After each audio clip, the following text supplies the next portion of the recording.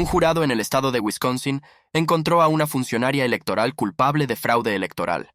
Específicamente, se trató de una funcionaria electoral en Milwaukee llamada Kimberly Zapata, quien en noviembre del 2022 solicitó fraudulentamente varias papeletas de voto ausente y las envió a la dirección de alguien que ni siquiera las estaba esperando.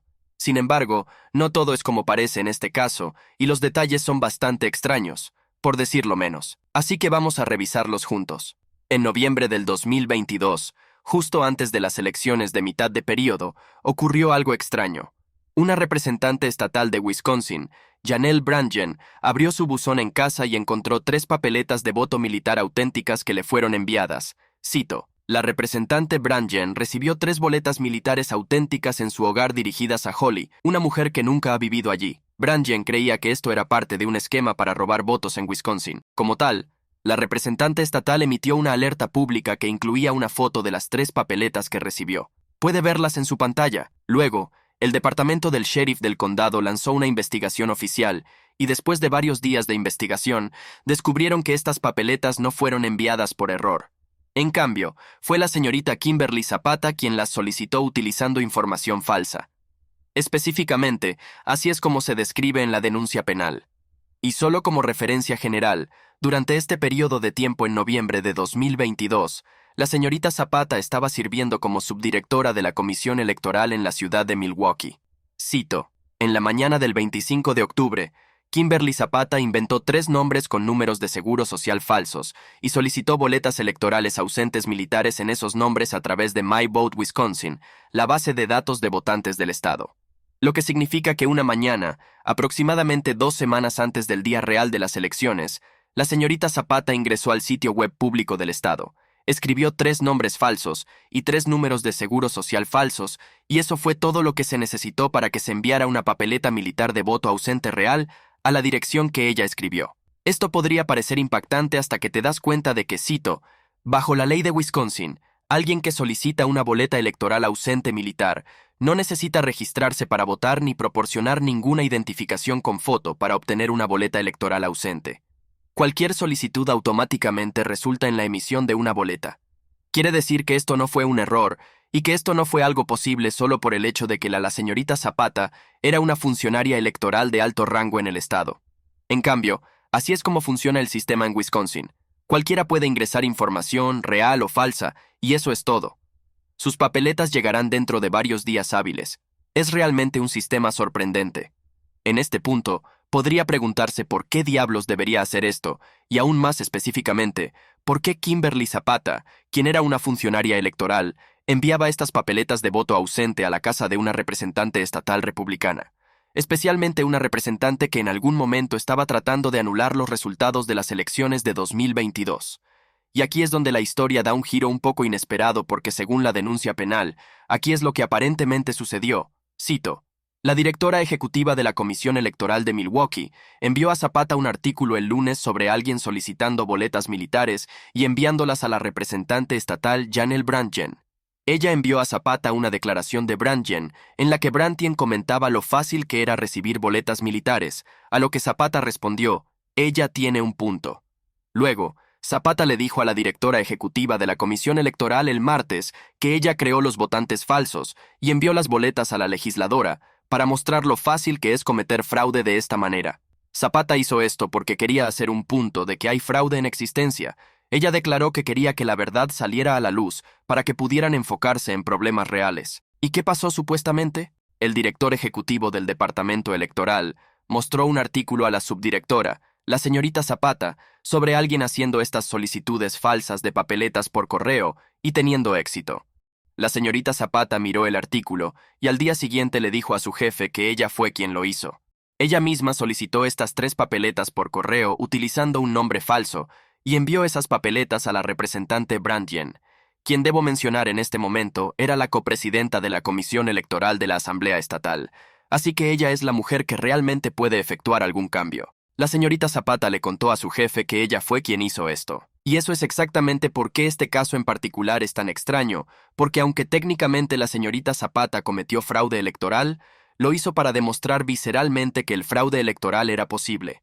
Como subdirectora del departamento electoral, ella estaba enviando estas papeletas a la copresidenta de la Comisión Electoral de la Legislatura Estatal. Así que realmente hay dos formas de verlo. Por un lado, según la letra de la ley, ella cometió un crimen. Pero por otro lado, estaba tratando de exponer un problema, algo así como cuando un gerente de una empresa llama a la línea de servicio al cliente de esa empresa para exponer un servicio potencialmente malo. Entonces, en este escenario, ¿qué hace? No sé qué haría usted, pero la ciudad de Milwaukee, bueno, le cayeron encima a la señorita Zapata. Para empezar, tan pronto como se hizo pública la denuncia penal, el alcalde de Milwaukee, el señor Cavalier Johnson, salió y dio una conferencia de prensa pública diciendo esto en parte, cito: "No toleraré, y ciertamente no defenderé, ninguna tergiversación por parte de un funcionario municipal involucrado en elecciones. No me importa que esto pueda haber sido un esfuerzo para exponer una vulnerabilidad creada por la ley estatal. Esto es una violación flagrante de la confianza, y la señora Zapata fue despedida inmediatamente. Además, aparte de ser despedida por la ciudad, los fiscales estuvieron persiguiendo su caso durante el último año y medio, acusándola de un cargo de delito grave por mala conducta en el cargo público, junto con 3 cargos menores de fraude electoral, uno por cada papeleta por correo.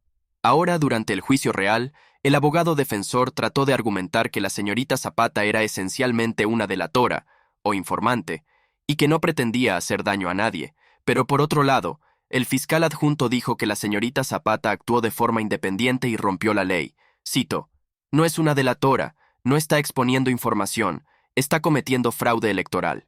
Como sociedad, no podemos tolerar a personas que rompen la ley cuando hay múltiples medios legítimos para plantear esas mismas preocupaciones". De hecho, como mencioné al principio del episodio de hoy, la semana pasada un jurado estuvo de acuerdo con la acusación y la encontraron culpable en los 4 cargos. Ahora enfrenta un máximo de 5 años tras las rejas, aunque su sentencia real está programada para el 2 de mayo, que está un poco más de un mes desde ahora, en realidad. Independientemente de cuántos años o meses pase tras las rejas, como una convicta en el estado de Wisconsin, la señorita Zapata ahora, entre otras cosas, tiene prohibido poder llevar un arma, así como tiene prohibido servir en un cargo electo. Pero aquí está la mejor parte de todo esto. A pesar de los recursos, el tiempo, la energía y todo el dinero que el gobierno local gastó persiguiendo este caso, el problema real que la señorita intentaba destacar nunca fue abordado. Tuvieron éxito en presentar cargos en su contra durante el último año y medio, pero hasta el día de hoy, cualquiera puede ir al sitio web público de My Vote Wisconsin y ordenar tantas papeletas militares de voto ausente como deseen, lo cual podría explicar por qué el argumento de la delatora no funcionó. Porque el problema no es que los funcionarios en Wisconsin no estén al tanto de él, simplemente parece que están perfectamente de acuerdo con ello. Profundizando en los detalles de este caso en particular, lanzaré los enlaces a mis notas de investigación. Pueden encontrarlos en la descripción debajo de este video. También me encantaría conocer sus opiniones.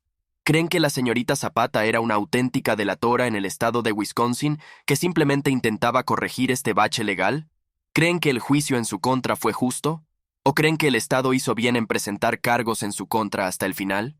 Porque después de todo, ella rompió la letra de la ley.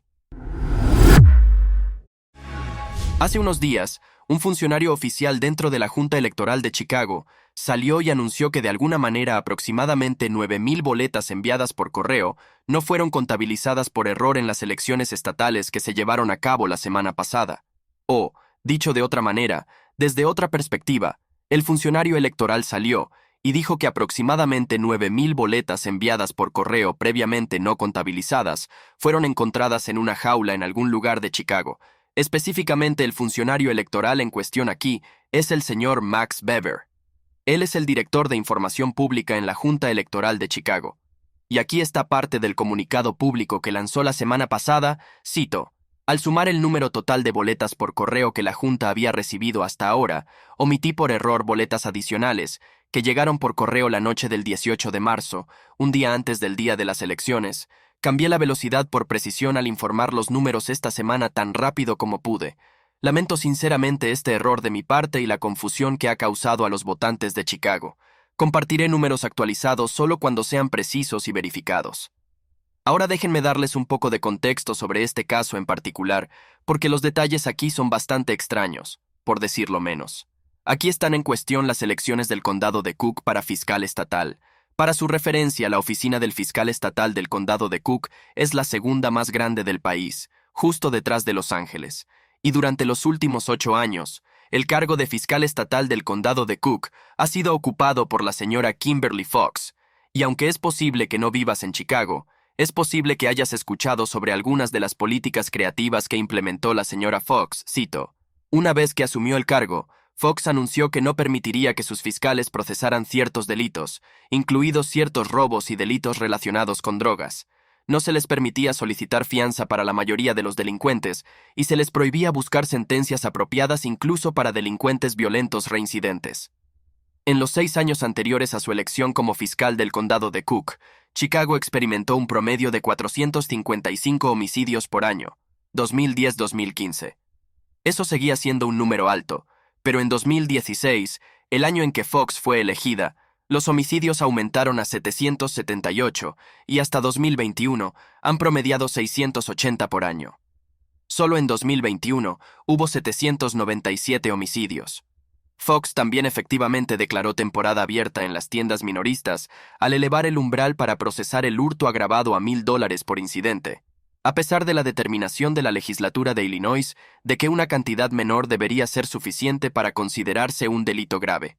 Significa que durante su tiempo en el cargo, dirigió a sus fiscales a no perseguir ciertos tipos de cargos, efectivamente eliminó la fianza en efectivo, permitiendo que los criminales quedaran en libertad pocas horas después de ser arrestados, y elevó el umbral para el robo en tiendas a $1,000, lo que provocó una ola de robos en las tiendas, porque los criminales sabían que siempre y cuando mantuvieran el valor en el rango de $700 a $900 por incidente, estarían bien.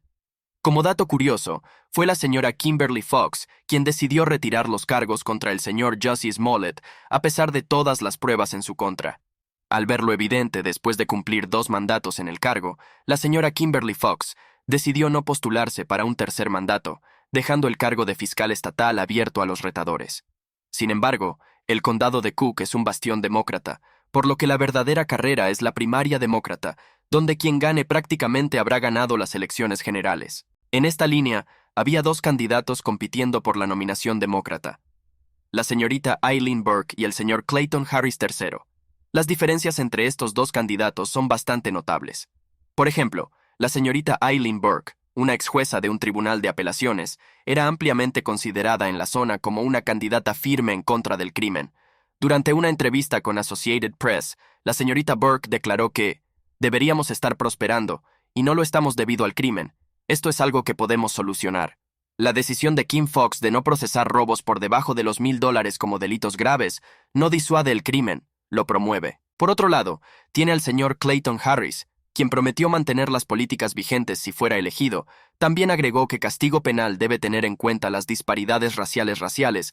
Esto dijo durante una entrevista. Si alguien viniera y tomara mi teléfono celular, ¿vale la pena tener un delito grave en tu historial por ese celular? No lo creo. Consideramos la reincidencia. Cargamos a todos adecuadamente. Todo esto para decir que aunque esta carrera fue técnicamente solo una elección primaria para fiscal estatal, en realidad fue una carrera muy importante porque, en primer lugar, quien ganara esta primaria prácticamente garantizaba la victoria en las elecciones generales, y en segundo lugar, las diferencias en las ideologías entre estos 2 candidatos afectarían casi con seguridad la calidad de vida real y las tasas de criminalidad en la ciudad de Chicago. Las apuestas obviamente son altas, y también los márgenes entre estos 2 candidatos eran muy estrechos. Con eso como antecedente general, puedes imaginar el desconcierto de la gente que vive en el condado de Cook, cuando, como mencioné al principio del episodio, la Junta Electoral de repente salió y emitió un comunicado diciendo que encontraron aproximadamente 9 a 10,000 boletas perdidas. La Junta Electoral de Chicago dice que cometió un error al tabular los resultados de la carrera primaria demócrata para el fiscal del condado de Cook. La carrera para liderar la segunda fiscalía más grande del país no podría ser más ajustada, con solo 2,000 votos separando a los candidatos después de una intensa campaña primaria. La Junta Electoral ahora está buscando agregar 10,000 votos adicionales al total después de que algunas boletas de voto por correo fueron omitidas por error. En cuanto a cómo ocurrió específicamente este presunto error, el señor Max Beaver, quien nuevamente es el mismo funcionario electoral que informó inicialmente al público, siguió su anuncio con algo así como una explicación. Aquí está parte de lo que dijo. Cometí un error al informar el número de boletas de voto por correo recibidas el lunes 18 de marzo antes del día de las elecciones que deberían haberse incluido en los números recibidos antes del día de las elecciones. Anteriormente, informé que se recibieron y escanearon para verificar las firmas 66.399 boletas de voto por correo para el final del lunes 18 de marzo. Inicialmente informé que se recibieron 7.009 boletas de voto por correo USPS el día de las elecciones, 19 de marzo. Este número fue incorrecto. Solo informé sobre las boletas de voto por correo recibidas el día de las elecciones únicamente. Aproximadamente 9.143 boletas de voto por correo adicionales recibidas el lunes deberían haber sido incluidas en este número recibido antes del día de las elecciones que se procesarían y contarían después del día de las elecciones. Significa que de alguna manera aproximadamente 9.000 boletas no fueron incluidas en el recuento oficial. Luego continuó escribiendo que estas boletas supuestamente estuvieron en una jaula hasta el 22 de marzo, 3 días después del día de las elecciones. Estas boletas de voto por correo recibidas el lunes 18 de marzo hasta el martes 19 de marzo se guardaron en una jaula de recepción en el 69 Washington hasta que pudieran ser procesadas a través de la máquina de escaneo a Gillis, con fines que incluyen verificar que esos votantes no hayan emitido votos durante la votación anticipada o en el día de las elecciones, y para preparar ejemplares de firmas para su verificación. Estas boletas fueron inspeccionadas, procesadas y contadas por jueces electorales el viernes 22 de marzo hasta el sábado 23 de marzo. Y aquí es donde las cosas, se podría decir, se vuelven interesantes. Según los resultados preliminares, los que fueron oficialmente publicados por la ciudad de Chicago a las 6 de la tarde del día marzo 19 día de las elecciones, el señor Clayton Harris III lideraba la carrera por alrededor de 13.000 votos. Como se puede ver, el recuento lo mostraba con aproximadamente 52%, mientras que la señorita Eileen Burke estaba en el 47%. Sin embargo, avanza unos días y después de contar más boletas, incluidas estas 9.000 boletas que supuestamente fueron descubiertas en alguna parte en una jaula, bueno, el recuento de votos realmente se invirtió. En este momento, aunque la carrera aún no ha sido oficialmente declarada, la señorita Eileen Burke ahora está liderando por 1.600 votos. Es decir, es un cambio increíble pasar de tener un déficit de 13.000 votos a estar en primer lugar con 1.600 votos de ventaja. Bueno, eso es un logro, por decirlo menos. Sin embargo, como se mencionó antes, la carrera aún no ha sido llamada oficialmente, y de hecho, a pesar de que la elección en sí se llevó a cabo oficialmente el 19 de marzo, el periodo de conteo de votos va a durar aproximadamente otra semana hasta el 2 de abril. Entonces, técnicamente, la carrera aún está en juego. ¿Quién sabe? Puede que haya otra jaula en algún lugar de Chicago con aún más boletas que aún no se han contado. En una extraña victoria para la integridad electoral, una apelación federal acaba de dictaminar que los votos por correo de Pensilvania sí deben contener la fecha de la firma para considerarse válidos. Esto pone fin a una larga batalla legal de 2 años y medio y realmente resalta las dificultades que afrontan estas iniciativas que buscan la integridad electoral. Permítame darle un poco de contexto sobre cómo se desarrolló este caso y qué significa tanto para la Commonwealth de Pensilvania como para la nación en su conjunto. Para empezar, retrocedamos 3 años en el tiempo, hasta el año 2021. Hubo unas elecciones locales en el condado de Lehigh, Pensilvania, para el puesto de juez del condado. Los 2 principales candidatos fueron los siguientes: el señor Zachary Cohen, demócrata, y el señor David, republicano. Inicialmente, después de que se cerraron las urnas y se contaron todos los votos, el candidato republicano, el señor David Ritter, estaba programado para ser el ganador de la carrera por un margen muy estrecho de solo 71 votos. Sin embargo, antes de que pudiera reclamar su victoria, sucedió algo interesante, por así decirlo. 257 votos por correo llegaron sin fecha escrita. 257 votos sin fecha volvieron a la oficina electoral. Aquí está el detalle. Tener una fecha escrita en el sobre de su papeleta es algo que exige la ley estatal de Pensilvania. La ley de Pensilvania estipula que se debe escribir la fecha en el sobre exterior de la papeleta de voto por correo para que su voto sea válido. Estos 257 sobres no tenían fecha escrita, por lo que el señor Ritter intentó evitar que se procesaran estos votos. Sin embargo, en este punto, la ACLU, en representación de un pequeño grupo de votantes locales, presentó una demanda instando a la Corte a que procediera y contara estos votos. El caso siguió su curso a través del sistema judicial y finalmente, en mayo del 2021, la Corte de Apelaciones de los Estados Unidos para el Tercer Circuito ordenó al estado de Pensilvania que procediera a contar estos votos sin fecha.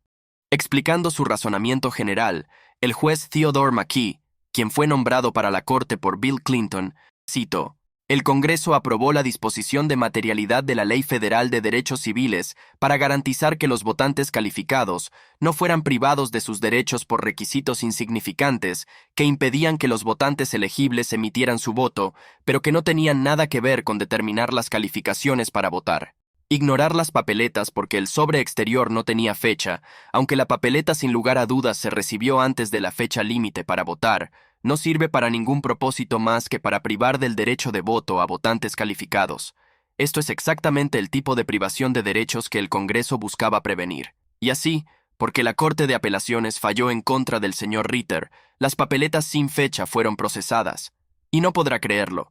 Estas papeletas por correo, que abrumadoramente fueron a favor del candidato demócrata por un factor de más de 2-1, más de 2-1 de los votos fueron para el candidato demócrata, obligando al señor Ritter a perder las elecciones.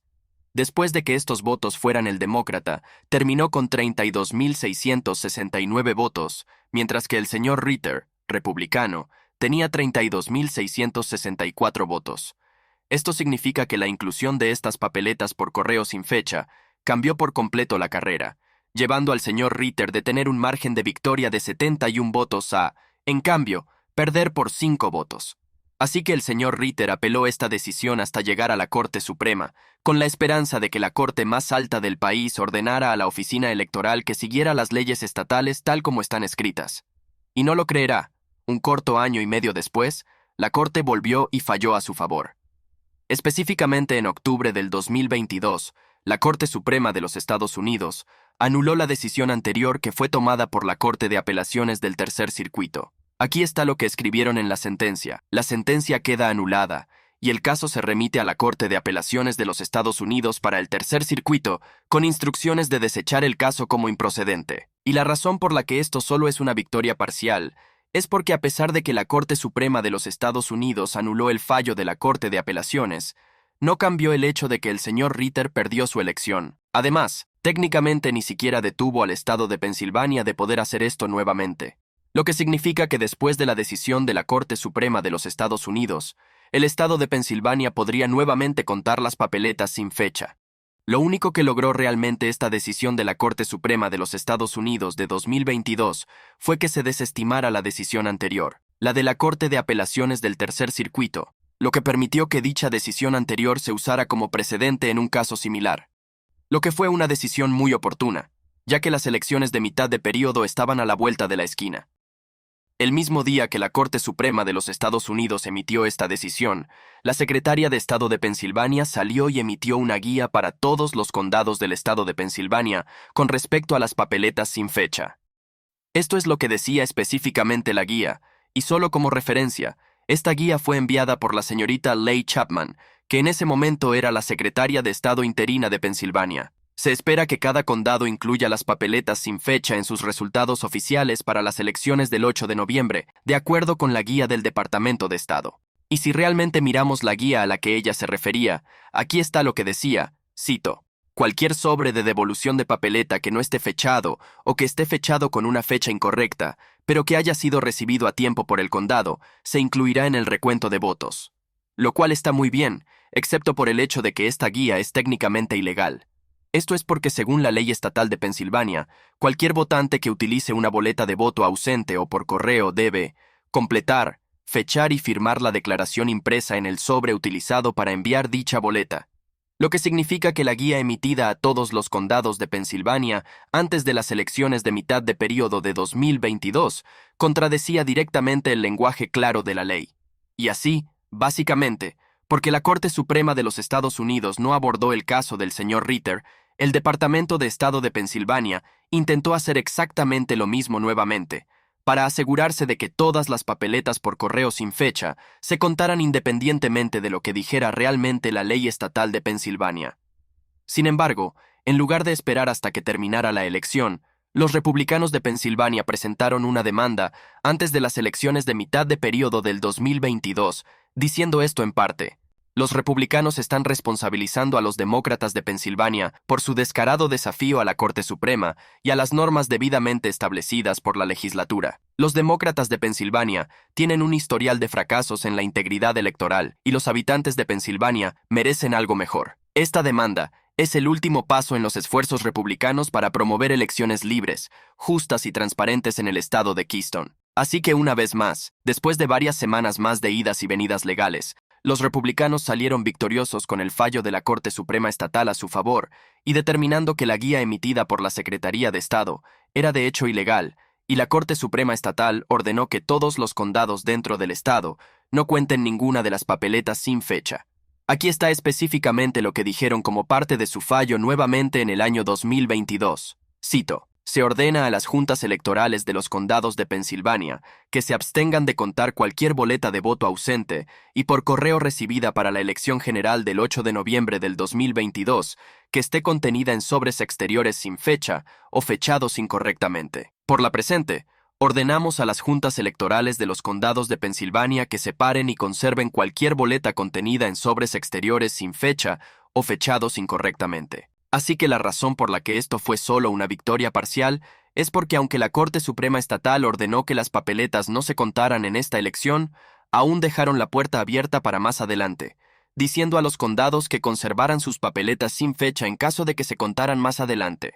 De hecho, como un reloj, varios candidatos demócratas junto con la NAACP y la ACLU presentaron otra demanda argumentando que no contar estas papeletas en particular es una violación de la Ley de Derechos Civiles, y después de otro año de idas y venidas legales en noviembre de 2023, una juez falló a su favor diciendo que las papeletas por correo sin fecha deben ser contadas. Cito: la jueza de la Corte de Distrito de los Estados Unidos, Susan Paradise Baxter, dictaminó el 21 de noviembre que no contar estos tipos de papeletas viola la llamada disposición de materialidad de la Ley de Derechos Civiles de 1964, que establece que el derecho al voto no puede ser negado por un error u omisión que no sea material para determinar si una persona es elegible para votar o no.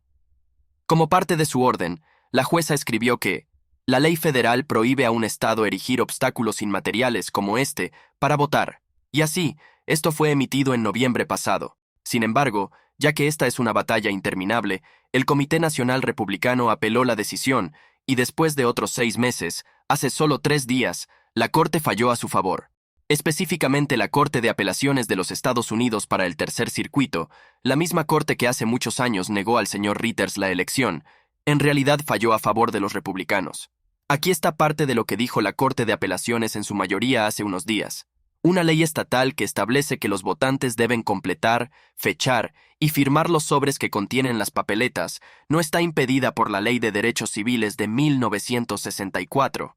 La Ley de Derechos Civiles prohíbe negar el derecho de cualquier individuo a votar en cualquier elección debido a un error u omisión en cualquier registro o papel relacionado con cualquier solicitud, registro u otro acto requisito para votar. Pero esa disposición solo se aplica cuando el Estado está determinando quién puede votar. En otras palabras, su papel se detiene en la puerta del lugar de votación. La disposición no se aplica a reglas, como el requisito de la fecha, que gobiernan cómo un votante calificado debe emitir su voto para que se cuente. Como tal, después de 3 años completos de batallas legales sin descanso, la misma Corte de Apelaciones del Tercer Circuito que falló en contra del señor Ritter, el candidato republicano, ha hecho ilegal contar las papeletas por correo sin fecha. Y como se podrá imaginar, el Comité Nacional Republicano estaba bastante satisfecho con este fallo, diciendo lo siguiente en un comunicado tras el fallo: esta es una victoria crucial para la integridad electoral y la confianza del votante en el estado de Keystone y a nivel nacional. Los habitantes de Pensilvania merecen sentirse seguros sobre la seguridad de sus papeletas por correo, y este fallo del Tercer Circuito rechaza rotundamente los intentos ilegales de la izquierda de contar papeletas por correo sin fecha o fechadas incorrectamente. Por otro lado, sin embargo, la ACLU está entre los grupos que perdieron el caso y expresaron su decepción en su propio comunicado. Cito: si este fallo se mantiene, miles de votantes de Pensilvania podrían perder su voto debido a un error de papeleo sin sentido. Las papeletas en cuestión en este caso provienen de votantes que son elegibles y que cumplieron con la fecha límite de presentación. Al aprobar la Ley de Derechos Civiles, el Congreso estableció un salvaguarda para asegurarse de que los estados no levanten barreras innecesarias que privan de derechos a los votantes. Es lamentable que el tribunal no haya reconocido ese principio. Los votantes pierden como resultado de este fallo. Este fallo en particular todavía puede ser apelado ante la Corte Suprema de los Estados Unidos, aunque ni los demócratas, ni la ACLU, ni la NAACP indicaron si apelarán el caso. Aunque no me sorprendería si lo hicieran. Si planea votar en Pensilvania, simplemente asegúrese de poner una fecha en el sobre que acompaña su boleta va a votar por correo. Y eso es todo. Si gusta conocer los detalles de este drama legal de 3 años, los enlaces a todas mis notas de investigación los puede encontrar en la descripción debajo de este video. Hasta la próxima, soy su presentador Román de The Epoch Times. Manténgase informado y, lo más importante, manténgase libre.